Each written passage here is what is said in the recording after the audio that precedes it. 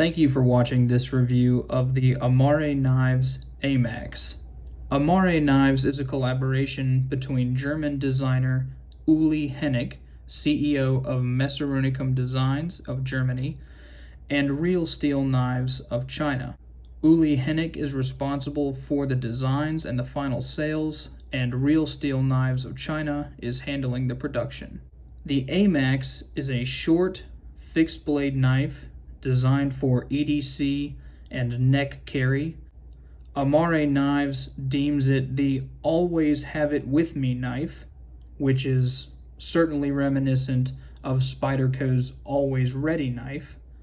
The A-Max is 5.2 inches overall and features a 1.8 inch drop point blade. Both the PVD coated and stonewash finished Amare A-Max knives are offered in 4mm thick 14C28N Sandvik steel. The A-Max weighs 2.2 ounces and comes with a Kydex sheath. Amare knives arrive in a box, inside which you'll find a simple beaded chain and some literature about the design and the production of Amare knives.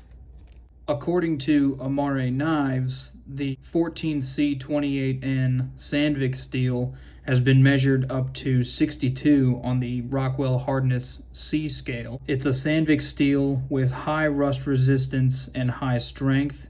Amare claims that the 14C28N steel by Sandvik does not chip during sharpening. They refer to them as microchips, meaning the small debris that is formed and can often cause greater amounts of wear during sharpening.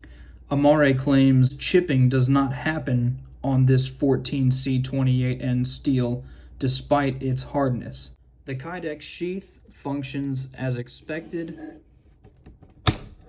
It's got a nice solid lock with no rattle on this PVD version, some rattle on this stonewash version, and I'm sure it's because it varies from sheath to sheath. All you have to do to remedy that is stick it in the oven at 250 degrees for a few minutes, and you can press and sort of mold this back together so that it should be good as new.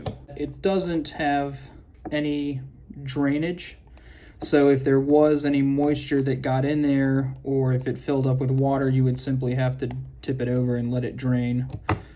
A small consideration to be made. I like that there is a small flare that you can use to press your thumb against to pull it out of the sheath. Of course, it does feature that nice solid thunk. I like the ring design.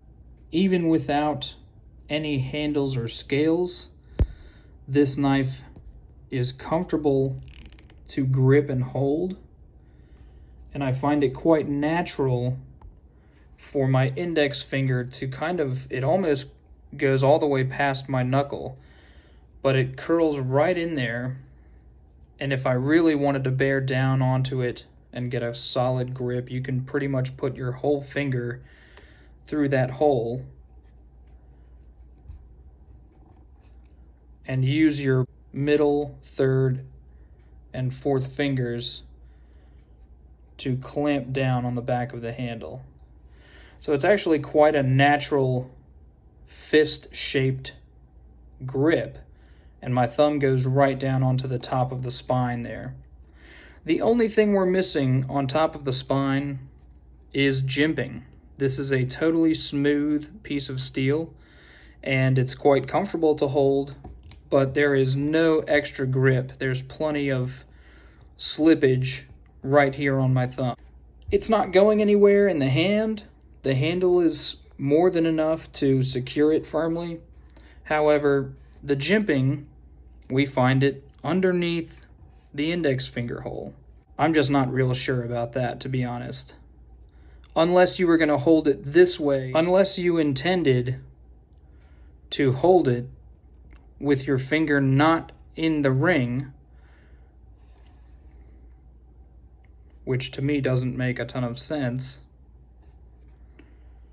There's just not a way, without completely omitting the use of this finger ring, It seems much more intuitive to pinch with my forefinger and my thumb and then wrap my middle, third, and fourth finger around the handle.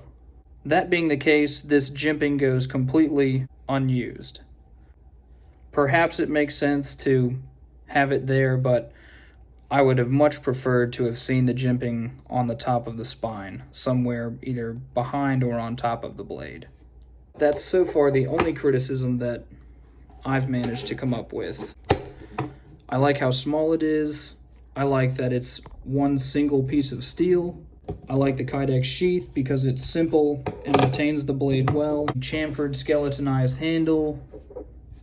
The 1-inch finger ring, which is plenty big for even sausage-sized fingers to fit through there.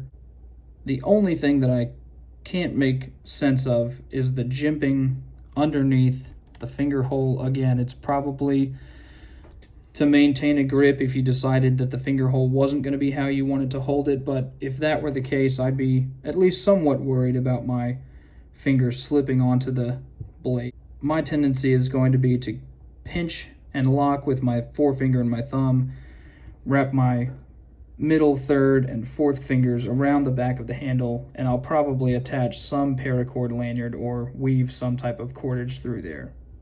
I like the high flat grind, which curves nicely into the handle, and I do appreciate that this is a full tang, robust, single piece of steel, no bells and whistles. The only thing we're missing is the jimping on top of the blade. Much like the Spyderco Always Ready knife, the A-Max is very thin, low profile, lightweight, short. The 14C28N steel does arrive razor sharp.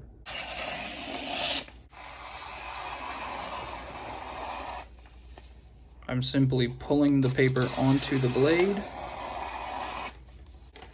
It's sharp.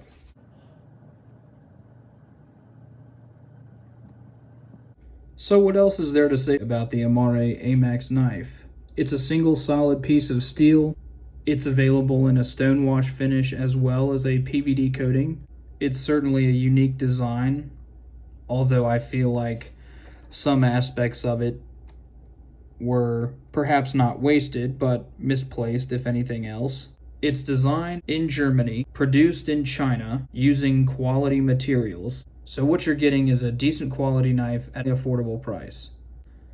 The few things that perhaps don't detract from the overall value, like the jimping that we're missing up top and the jimping that is present, which is difficult to use without forsaking some of the other aspects of the design.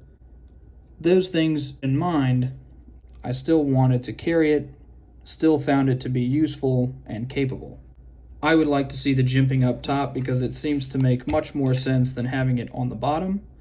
That's of course my personal opinion. If you're locked in on the handle and in the finger ring, your thumb doesn't have very far to go. It's going to stay on this beefy slab of steel. However, for any follow-up versions, it would be nice to see jimping on the top. Otherwise, the Amare A-Max is a great little fixed blade knife. Small enough to be carried comfortably or worn around the neck, lightweight enough and flat enough to be barely noticeable, if at all. The sheath retains the blade with no rattle, at least most of the time. Despite whatever misgivings I have about missing some jimping and what appears to be a contradictory design, I really appreciate the size, the form, the fit, and the function of this knife.